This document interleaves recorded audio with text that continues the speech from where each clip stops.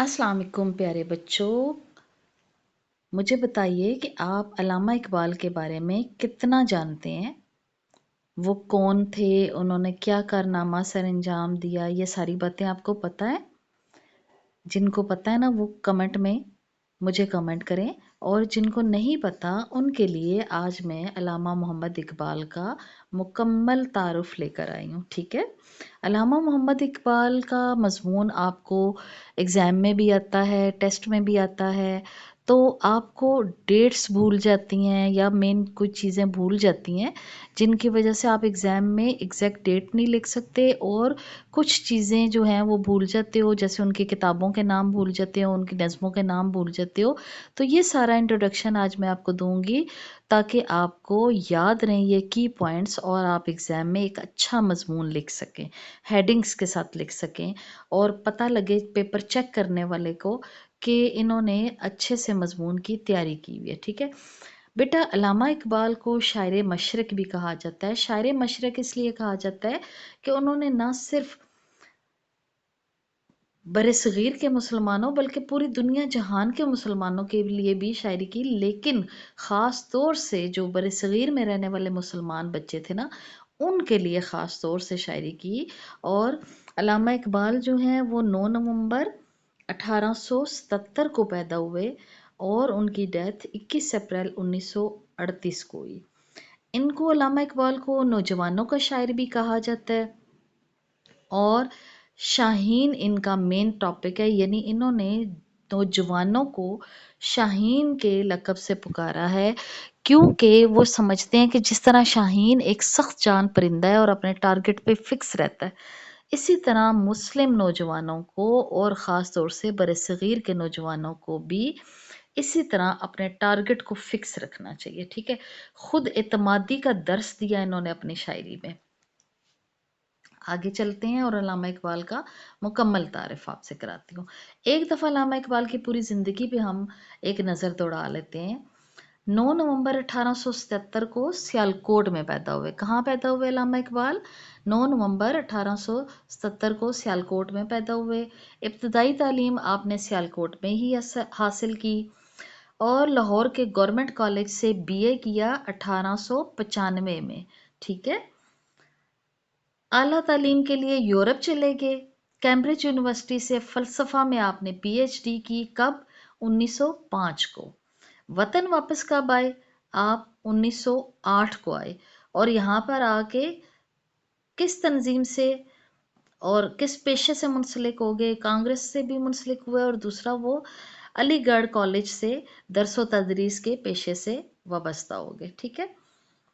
अच्छा जी। उनकी बांगे दरा और रमूज़े खुदी जो है ना, वो शाहकार तसनीफ़ है। तसनीफ़ यानी उनकी लिखी हुई चीज़ें। ठीक है।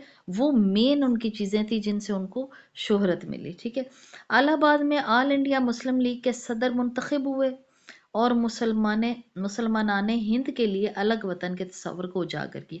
यानी अल्लामा इकबाल वो पहले शख्स थे जिन्होंने इस चीज़ की ज़रूरत के एहसास को कौम के अंदर डाला कि यहाँ के बरसगीर के जो मुसलमान हैं उन्हें अलग से एक वतन की ज़रूरत है। अगर अलग वतन ना हुआ और ये अंग्रेज़ जो हैं वो हिंदुओं और मुसलमानों को अलग किए बगैर छोड़ गए, तो मज़ीद ख़राबियाँ जो हैं वो पैदा होंगी। और इस चीज़ का ऐलान उन्होंने 1930 के खुतबे अलाहाबाद में किया था। और उसके बाद ये जो अलग वतन का तस्वर अल्लामा इकबाल ने दिया ना, उसके बाद अलग वतन का नारा जो है वो बहुत शिद्दत इख्तियार कर गया था, और मुसलमानों ने अपने अलग वतन का मुतालबा किया था। अब उनकी वफ़ात कब हुई? 21 अप्रैल 1938 को लाहौर में आपने इंतकाल किया। लेकिन आपकी शायरी, आपकी सोच, आपका वो मुतालबा अलग वतन का, वो हमेशा मुसलमान कौम में ज़िंदा रहा, और आइंदा भी इंशाल्लाह ज़िंदा रहेगा। और उसी बेस पे, उस तसव्वुर पाकिस्तान की बेस पे ना, मुसलमानों ने अलग वतन हासिल किया। अल्लामा इकबाल का बहुत मशहूर शेर है, खुदी को कर बुलंद इतना कि हर तकदीर से पहले खुदा बंदे से खुद पूछे बता तेरी रज़ा क्या है। اس میں علامہ اقبال کے خودی کا تصور ہے، ٹھیک ہے، یعنی اے مسلمان نوجوانوں، اپنے آپ کو اتنا مضبوط کر لو، اتنا اپنے ارادے کو پختہ کر لو اور اتنی اپنی صلاحیتوں کو بڑھا لو تقدیر بھی تم سے پوچھنے لگے کہ بھی مجھے کیا کرنا چاہیے۔ ہر تقدیر سے پہلے اللہ تعالیٰ تجھ سے پوچھے، یعنی خدا بندے سے خود پوچھے، اس کا کیا مطلب ہے کہ تقدیر بھی تمہارے تابع ہو جائے، تم جو کرنا چاہو تم کرو پازیٹیوٹی میں، ٹھیک ہے، تم جو کرنا چاہو وہ تم تقدیر کو اپنے ہاتھ میں لے لو، اتنے تم مضبوط بنو اور اتنے کرو۔ یہ علامہ اقبال کا ایک میں نے چھوٹا سا مضمون 3-4 سلائیڈز پہ آپ لوگوں کے لیے لکھ لیا ہے کہ اب یہ جب آپ میری باتیں سننے کے بعد سمجھنے کے بعد علامہ اقبال پہ مضمون لکھیں گے تو وہ کیسا لکھیں گے۔ پہلی ہیڈنگ اس میں ہوگی پیدائش، اور جب بھی کسی شخصیت پہ مضمون لکھتے ہیں نا بچوں، ہمیشہ یاد کرو کہ اس کی پیدائش سے شروع کرتے ہیں اور اس کی ڈیتھ تک لکھتے ہیں، ٹھیک ہے، اگر وہ فوت ہو چکے ہوں تو، اگر زندہ ہوں تو پریزنٹ جو ان کی زندگی ہے نا وہاں تک لکھتے، جب بھی کسی شخصیت پہ لکھتے ہیں۔ تو پہلا پوائنٹ اوپر مین ہیڈنگ آئے گی علامہ اقبال مفکر پاکستان، پہلی ہیڈنگ ہوگی آپ کی پیدائش اور بچپن۔ علامہ اقبال 9 نومبر 1877 کو سیالکوٹ میں پیدا ہوئے، ان کے والد کا نام نور محمد تھا، بچپن ہی سے وہ بہت ذہین اور محنتی تھے، انہوں نے بچپن میں قرآن پاک حفظ کیا اور اردو، فارسی اور عربی زبانیں سیکھی۔ یہ آپ سب سے پہلا پوائنٹ بناؤ گے اپنے مضمون کا۔ دوسرا پوائنٹ بناؤ گے ان کی ایجوکیشن کا۔ دیکھیں پہلے ایک بندہ پیدا ہوتا ہے نا، پھر اس کا بچپن ہوتا ہے، اور بچپن میں کیا ہوتا ہے؟ ابتدائی تعلیم ہوتی ہے۔ ابتدائی تعلیم کے بارے میں آپ ہیڈنگ بناؤ گے اور لکھو گے علامہ اقبال نے سیالکوٹ سے تعلیم شروع کی، بعد میں لاہور کے گورنمنٹ کالج سے گریجویشن کی اور مزید تعلیم حاصل کرنے کے لیے انگلینڈ اور جرمنی بھی گئے، وہاں سے انہوں نے فلسفے میں پی ایچ ڈی کی ڈگری حاصل کی۔ یہ آپ کا دوسرا ہیڈنگ ہو گیا۔ تیسری ہیڈنگ کیا ہوگی؟ شاعری اور خدمات، یعنی اب وہ بڑے ہو چکے ہیں، اب انہوں نے کیا خدمات دی جن کی وجہ سے آج ہم انہیں جانتے ہیں اور یاد کرتے ہیں۔ دیکھو لاکھوں لوگ پیدا ہوتے ہیں، لاکھوں لوگ مر جاتے ہیں، لیکن مشہور کوئی تھوڑے لوگ ہوتے ہیں۔ اب ان کے مشہور ہونے کی وجہ ہوتی ہے، وہ وجہ جو ہے وہ ہے علامہ محمد اقبال بہت بڑے شاعر اور مفکر تھے۔ انہوں نے، مفکر کہتے ہیں سوچنے والے کو، انہوں نے اپنی شاعری کے ذریعے مسلمانوں میں جوش و جذبہ پیدا کیا۔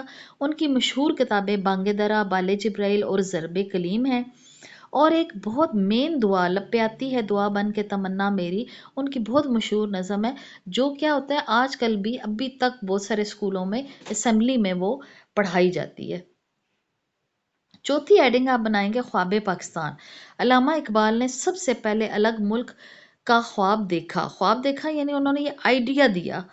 انہوں نے 1930 کے الہ آباد کے جلسے میں تقریر کر کے کہا کہ ہندوستان کے مسلمانوں کے لیے الگ ملک ہونا چاہیے، اسی وجہ سے انہیں مفکر پاکستان کہا جاتا ہے، یعنی انہوں نے سب سے پہلے الگ وطن کا سوچا کہ مسلمانوں کے لیے الگ وطن ہونا چاہیے۔ اب دیکھیں 4 ہیڈنگز ہوگی آپ کی۔ پانچویں ہیڈنگ، اب یہ مین چیزیں 4 ہیڈنگ میں کور ہو گئی ہیں، تو پانچویں ہیڈنگ وفات کی بنے گی۔ علامہ اقبال 21 اپریل 1938 کو لاہور میں وفات پا گئے، انہیں لاہور میں مزار اقبال کے پاس دفن، مزار اقبال نہیں، بادشاہی مسجد کے باہر مزار اقبال ہے، وہاں دفن کیا گیا، ٹھیک ہے، لیکن ان کے افکار آج بھی زندہ ہیں اور ہمیں محنت، اتحاد اور سچائی کا سبق دیتے ہیں۔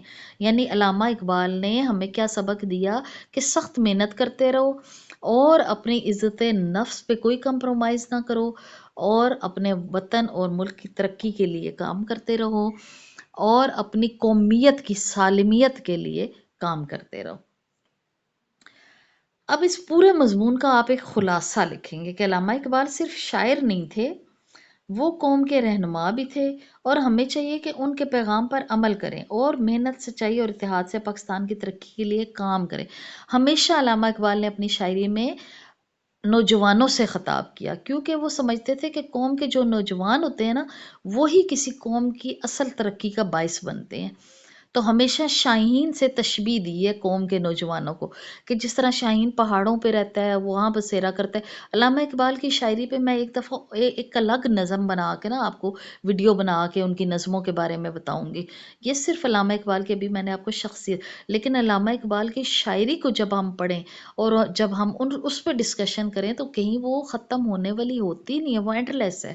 اتنی علامہ اقبال کی ماشاءاللہ خوبصورت شاعری اور بھری ہوئی ایک اچھے پیغام سے۔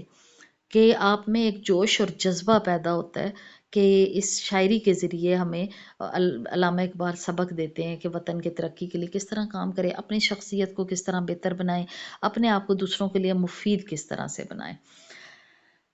بانگ درا جو علامہ اقبال کی کتاب ہے نا، اب اس کا کیا موضوع تھا؟ یہ پہلی اردو کی شاعری کی کتاب تھی۔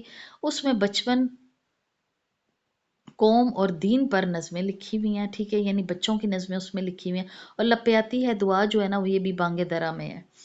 بال جبرائیل ان کی ایک کتاب ہے، جبریل، ٹھیک ہے، یہ بھی اردو کی شاعری کی کتاب ہے، اور اس میں جذباتی اور فلسفیانہ کلام ہے جو مسلمان قوم کے نوجوان جو اس وقت غفلت میں ڈوبے ہوئے تھے ان کو بیدار کرنے کے، غفلت کی نیند سے بیدار کرنے کے لیے اس میں پیغامات ہے۔ ضرب کلیم جو ان کی کتاب ہے، اس میں علامہ اقبال نے مسلمانوں کو مغربی تہذیب کے اثرات سے بچنے اور اپنی پہچان اور اپنی قوم کی پہچان برقرار رکھنے کا پیغام دیا۔ اب دیکھیں جتنی کتابیں الگ الگ ہم ڈسکس کر رہے ہیں نا، تو ان کا مزاج اور ان کا عنوان اور ان کا مخاطب جو ہے نا وہ مختلف ہے۔ ان کی اگلی کتاب ہے اسرار خودی۔ اب اسرار خودی کیا ہے؟ یہ علامہ اقبال کی فارسی میں پہلی کتاب تھی، اور خودی کا مطلب ہے خود کو پہچان، یعنی اپنے آپ کو پہچاننے کا فلسفہ جو ہے نا، اس کتاب میں علامہ اقبال نے بیان کیا۔ انشاءاللہ اگلی ویڈیوز میں ان کتابوں کے بھی کچھ شعر لے کے یا کچھ نظمیں لے کے میں آپ کو اس پہ بھی ویڈیو بنا کے دکھاؤں گی۔ پھر جاوید نامہ انہوں نے ایک لکھا، وہ انہوں نے اپنے بیٹے کے لیے لکھا، ٹھیک ہے۔ اقبال کی سب سے گہری فارسی کتاب ہے، اس میں انہوں نے روحانی سفر کو داننے کے ڈیوائن کامیڈی کے انداز میں لکھا ہے، ٹھیک ہے۔ یہ جو جاوید نامہ ہے نا، اس میں انہوں نے اپنے بیٹے کے لیے نصیحتیں لکھی ہوئی ہیں۔ اچھا، یہ وہ دعا ہے، لپیاتی ہے دعا بن کے تمنا میری، زندگی شمع کی صورت ہو خدایا میری۔ یہ ہم لوگ ابھی تک اپنے اسکول کی اسمبلی میں پڑھتے ہیں۔ یہ ایک بچے کی طرف سے انہوں نے دعا لکھی تھی کہ اے اللہ تعالیٰ مجھے ایسا ایسا بچہ بنا دے۔ امید ہے آپ کو ویڈیو پسند آئی ہوگی۔ تھوڑی لمبی ہے لیکن ڈیٹیل سے دیکھا کریں، کیونکہ مضمون جو ہوتے ہیں نا وہ لمبے ہی ہوتے ہیں، وہ ہیڈنگز کے ساتھ ہوتے ہیں، اور اس کی ڈسکشن بھی نا تھوڑی سی لمبی ہو جاتی ہے۔